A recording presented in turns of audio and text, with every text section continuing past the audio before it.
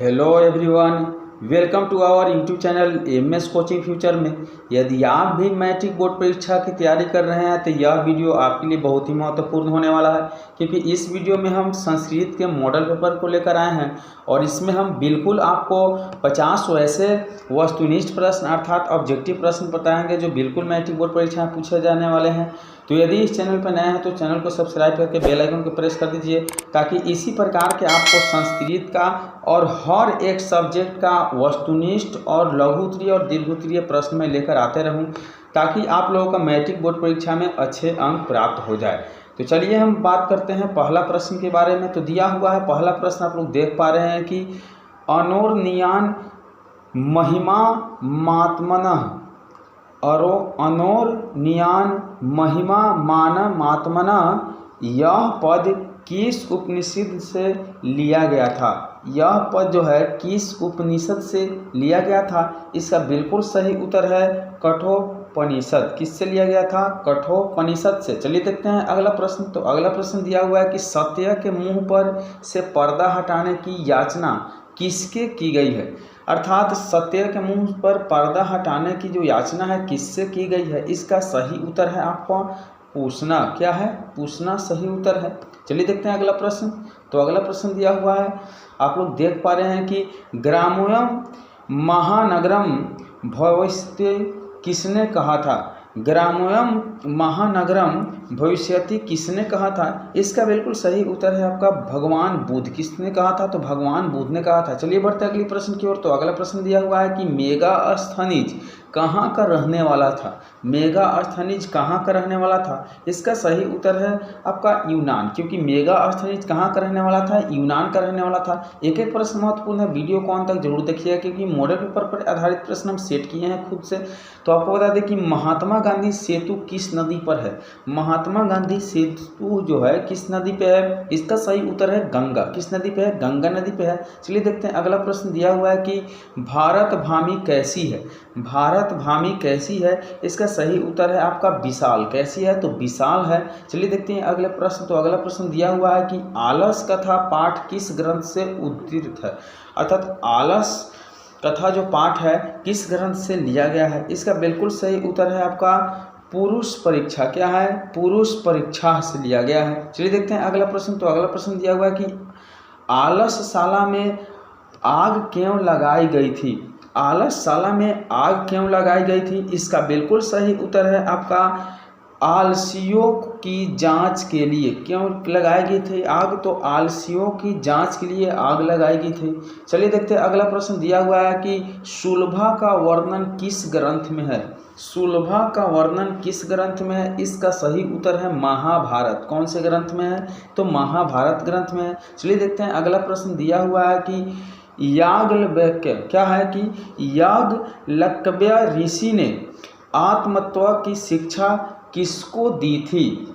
याज्ञवल्क्य ऋषि ने आत्मतत्व का शिक्षा किसको दी थी? इसका बिल्कुल सही उत्तर है मैत्रेयी को। किसको दी थी? तो मैत्रेयी को दी थी। चलिए देखते हैं अगला प्रश्न दिया हुआ है कि लौकिक सांस्कृतिक साहित्य की काव्यत्रियों में प्रमुख कौन है? जो लौकिक सांस्कृतिक साहित्य की कवित्रियों हैं इनमें प्रमुख कौन है? इसका बिल्कुल सही उत्तर है पंडित छामाराव। कौन है? पंडित छामाराव। चलिए देखते हैं अगला प्रश्न। तो अगला प्रश्न दिया हुआ है कि वारदिम्बा, क्या है?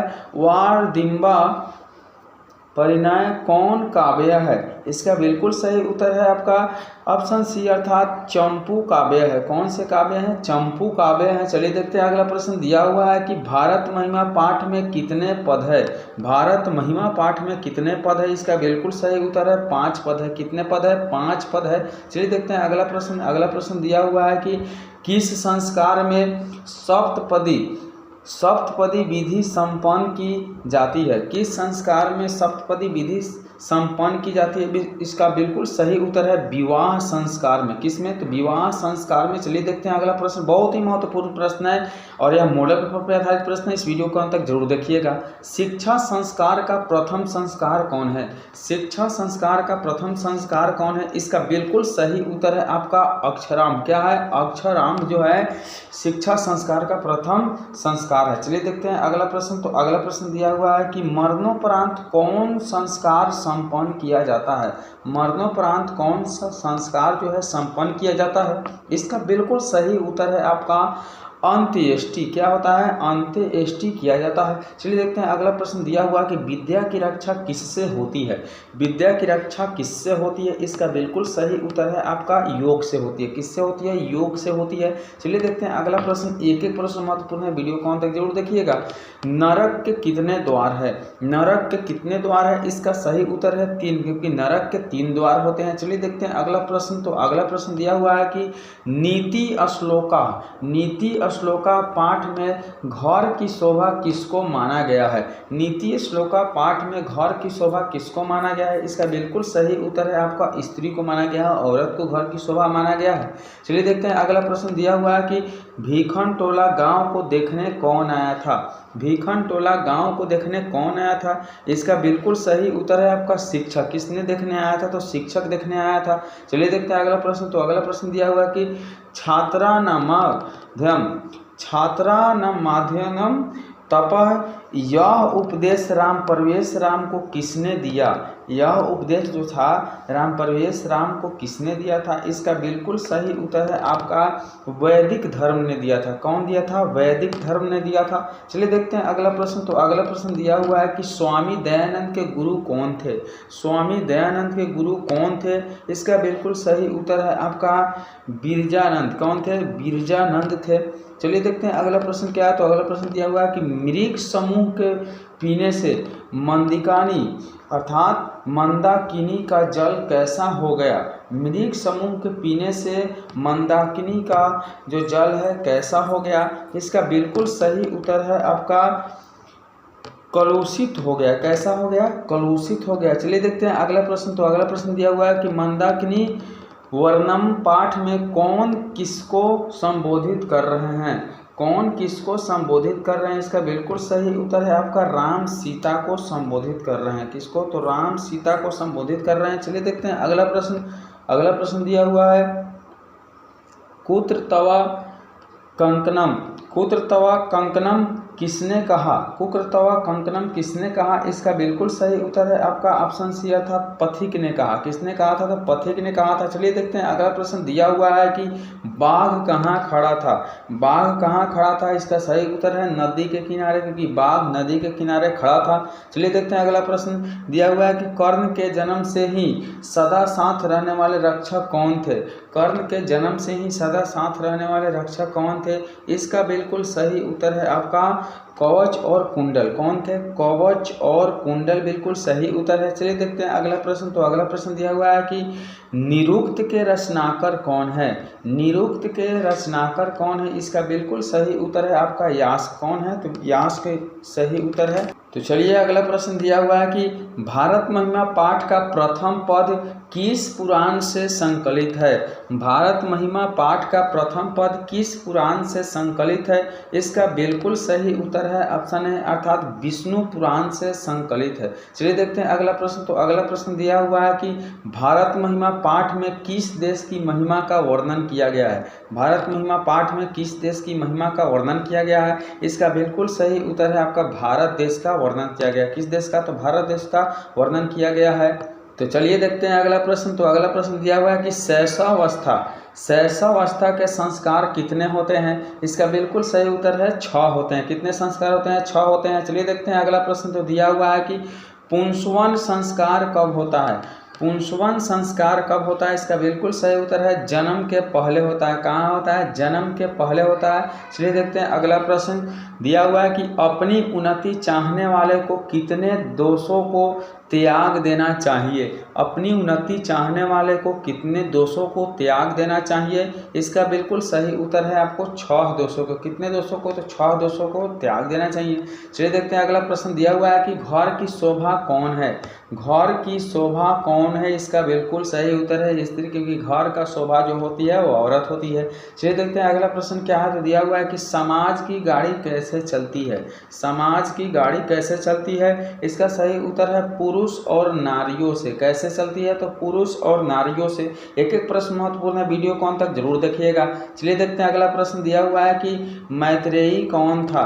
मैत्रेयी कौन थी? इसका बिल्कुल सही उत्तर आपको दिया हुआ है याज्ञवल्क्य की पत्नी थी। किसका? तो याज्ञवल्क्य की पत्नी थी। चलिए देखते हैं अगला प्रश्न। तो अगला प्रश्न दिया हुआ है कि आलस का था। क्या है कि आलसशाला में आग किसने लगाई? आलसशाला में आग किसने लगाई? इसका बिल्कुल सही उत्तर है आपका आलसशाला के कर्मचारियों ने।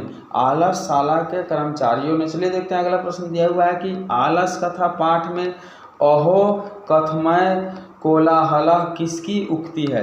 आलस कथा पाठ में अहो कथमयम कोलाहलः किसकी उक्ति है? इसका बिल्कुल सही उत्तर है आपका पहला आलसी का। किसका? तो पहला आलसी का। चलिए देखते हैं अगला प्रश्न दिया हुआ है कि पटना शब्द किस शब्द से बना है? पटना शब्द किस शब्द से बना है? इसका बिल्कुल सही उत्तर है पतन से बना है। किससे बना है? पतन से बना है। चलिए देखते हैं अगला प्रश्न क्या है। तो अगला प्रश्न दिया हुआ है कि गुरु गोविंद सिंह किस धर्म के गुरु थे? गुरु गोविंद सिंह किस धर्म के गुरु थे? इसका बिल्कुल सही उत्तर है आपका सिख धर्म के। किस धर्म के? तो सिख धर्म के। चलिए देखते हैं अगला प्रश्न। तो अगला प्रश्न दिया हुआ है कि सत्यमेव जयते किस उपनिषद से संकलित है? सत्यमेव जयते किस उपनिषद से संकलित है? इसका बिल्कुल सही उत्तर है आपका मुंडकोपनिषद से। मुंडकोपनिषद से। चलिए देखते हैं अगला प्रश्न क्या। तो अगला प्रश्न दिया हुआ है कि किसकी जीत नहीं होती है? किसकी जीत नहीं होती है? इसका बिल्कुल सही उत्तर है आपका असत्य का। किसकी जीत नहीं होती है? असत्य की जीत नहीं होती है। चलिए देखते हैं अगला प्रश्न दिया हुआ है कि भारत महिमा पाठ में कुल कितने पद है? भारत महिमा पाठ में कुल कितने पद है? इसका बिल्कुल सही उत्तर है 5 पद है। कितने पद है? तो 5 पद है। चलिए देखते हैं अगला प्रश्न क्या है। तो अगला प्रश्न दिया हुआ है कि भारत किससे सदा सेवित है? भारत किससे सदा सेवित है?